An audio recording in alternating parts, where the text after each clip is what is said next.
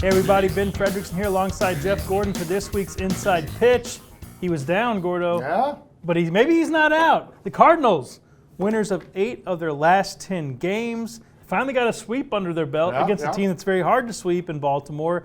And oh, look who's coming around the corner. The rival Cubs are in town. The Cardinals are alive in the National League wildcard race. I know that's not where fans want them to be, but when you've won 8 out of your last 10 after a rotten start, this is some signs of progress for the Cardinals. The bats are coming alive a little bit, Gordo. The vibes feel a little bit better. Are the Cubs going to come in here and derail this thing, or can the Cardinals get a big series win against a division rival?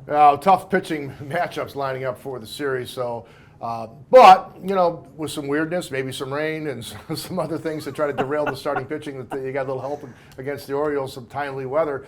Maybe they can get a game or two. But the biggest thing for me is, one, you instead of being dead, which you almost were, you could have been 10 back, but you won that last game in Milwaukee. Now you're 5 back. You're at least in the conversation. As Memorial Day comes closer, that's nice. But for me, the biggest thing is all these guys who are going to be around for a while, at least could be, doing something, right? You're seeing Lars Nootbaar hit a little bit. Gorman hits a little bit of power, draws a few walks.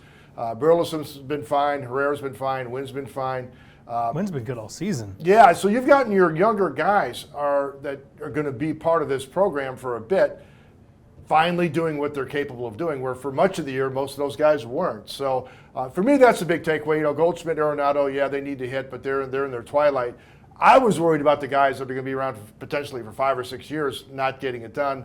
Last 10 days, they got it done. Showing some progress. I like the signs of adversity that we saw overcome in this Baltimore series. The games weren't perfect. They weren't always pretty. Sometimes they were chaotic due to weather, as you mentioned, but the Cardinals found a way to come out ahead. I like the fire that we saw. Guys getting tossed. Oli Marmol sticking up for his guys. Lars Nootbaar getting fired up. I'd rather see more of that than a lack of it, than an apathy toward losing. These guys are convinced they can turn this thing around, and that's a good sign to have. Now, here's the question.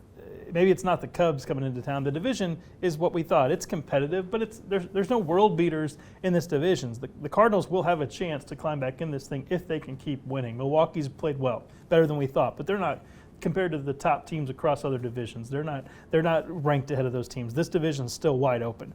What's the biggest thing that can derail it? Of course, the offense, if it falls back into its slump.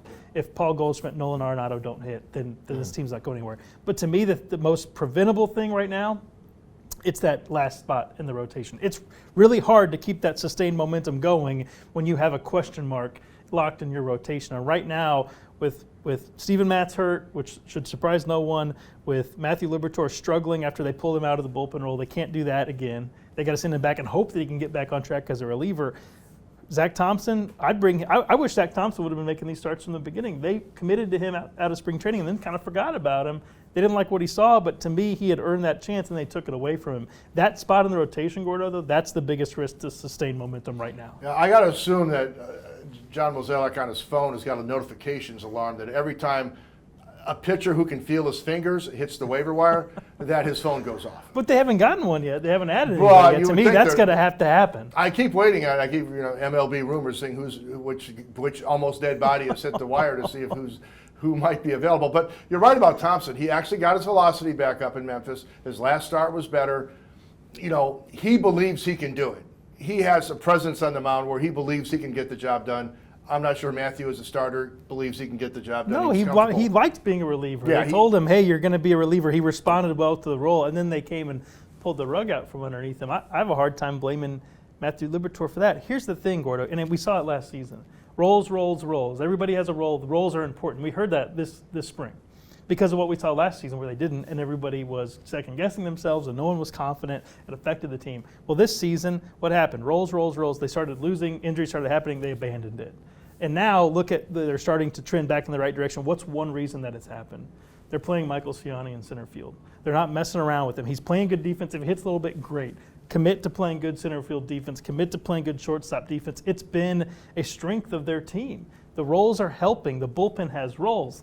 To me, I'm going to, before I go out and add one of those guys you mentioned that has the numbness in the hand and has a 12.4 ERA, I'm going to give Zach Thompson another fair shot. To me, there's no reason Matthew Liberatore, who didn't earn the job at spring training, Zach Thompson beat him out for it.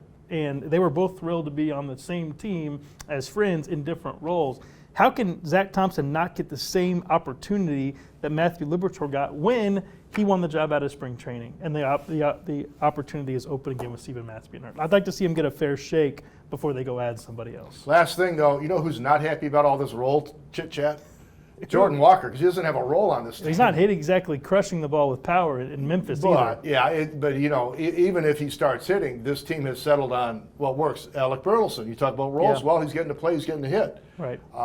Definitely very encouraging on all that front. So, very interesting decisions coming down the road. But you know what, Manfred, they may actually be good decisions, difficult decisions, instead of what do we do now decisions. So, Zach's forcing him to make a decision. They hope Jordan does the same. They can still use a little more right-handed pop against lefties. But certainly this team is, after 10 days, in a much better place. We felt like the Cardinals-Red Sox series had no buzz for what should be a big series. This Cardinals-Cubs series, it's got buzz, and that's what happens when you've won 8 of your last 10 games. Fred Bird, he's on his feet. Maybe he's on his knees, but he's no longer flat. He's looking up toward the sky. We'll see if he can keep it going. For Jeff Gordon, I'm Ben Frederickson. Keep it locked at stltoday.com for all of your Cardinals coverage.